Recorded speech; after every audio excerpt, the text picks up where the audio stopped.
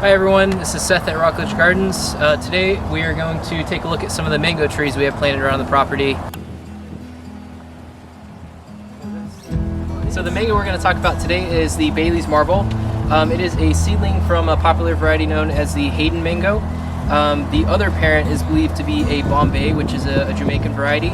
So the reason that this is one of my favorite mangoes is it is very similar to the Hayden itself, but the Hayden has a lot of fungal problems, especially bacterial black spot, which is basically a little bacteria patch on the actual fruit itself. It spreads to the other ones, it causes it to rot faster, opens it up to bugs. It just makes the Haydens a little bit tricky in this part of Florida. This one, the Bailey's Marble, is actually a lot more resistant. This one's been fruiting like crazy now. We haven't had to pull a single mango off with the bacterial black spot, so that's definitely one of the pluses to it. The tree itself is a very vigorous grower. It can grow anywhere from, I would say anywhere from 35 to 75 feet, depending on how it's trimmed. This one here, just being under the power lines, we do have to keep it a little bit smaller. We go through it pretty much every year after it fruits, and we take off the top ones and try to encourage it to branch out and be more of a wide tree than a tall one. So especially if you start young, it's not so bad. Once it's a full-grown tree, if you've never trimmed it, it can be a little tricky. But if you keep up with it just every year or so, it's not too bad. So regarding the fruit itself, if these aren't quite ripe, when they are pretty much ripe, they'll have the stem that attaches to the actual plant itself will kind of become dried and sort of like a brownish gray color. Usually when that happens, it's pretty much time to pick. And before that, they usually get more of a yellowish color with a kind of a peachy, reddish blush to them. So when the fruit is ripe and hanging off the tree, it looks really pretty. When the fruit is fully ripe, it's usually anywhere from 1 to 2 pounds, so it's a pretty big mango. The taste is said to be tangy, sweet. It's fiberless, and it's a pretty firm mango. It doesn't, it holds pretty well. It isn't like squishy if it sits on the counter for a couple days too long. So yeah, this is supposed to be a really good tasting mango. It's very similar tasting to the Hayden, but just with less fiber. So this one here is a Carrie Mango.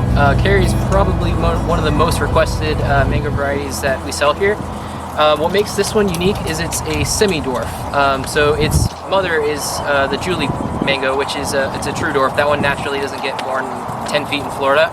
And then they're not sure what the pollinator plant was, so it's kind of a mystery, but it was probably some sort of full size, which is hence the name semi-dwarf. Alright, so the Carrie Mango is a pretty productive tree for its size, which is pretty unique. This one's only, we planted it maybe 2 years ago from a 7-gallon size. It's getting pretty big. It's easily over the size of the 30-gallon, which is the biggest size that we sell here. And it's got a lot of fruit hanging off of it. This is the first year we actually let it have fruit. The previous years we picked it all off to try to encourage it to root in and be established. But yeah, it's doing really good now. So yeah, let's talk about the fruit. So the fruit on the Carrie itself, it's a really good tasting mango. It's one of the highest rated just tasting mangoes there are pretty much. It's actually a green mango for the most part. It does get a little bit of a yellowish color to it when it's ripe, but for the most part it actually is green. It's a little bit harder to tell on when the fruit is actually ripe just because of that. The easiest way to tell is, again, to look at the stem. Once it starts to turn brown and kind of shrivel up, it's pretty much time to be picked.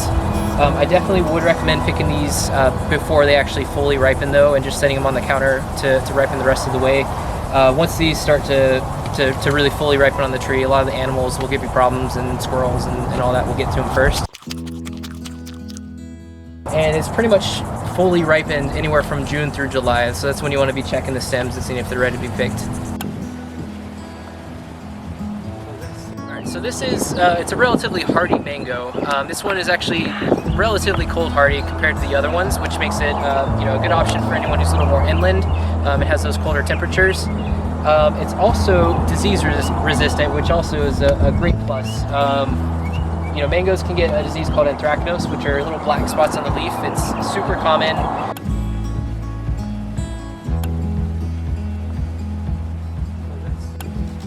It's a very quick grower, like I was saying before. So yeah, it's interesting to see, how much bigger this thing's gonna get. So the fruit itself is sweet, it's aromatic, it's firm, and it's fiberless, which, those check pretty much the 4 check boxes of anyone who loves mangoes.